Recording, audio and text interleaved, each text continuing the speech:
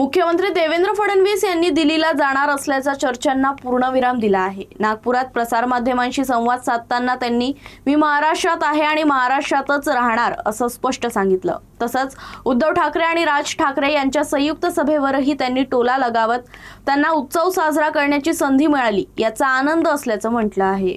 मी आज नागपुरात आहे, संध्याकाळी मुंबईत जाणार आहे।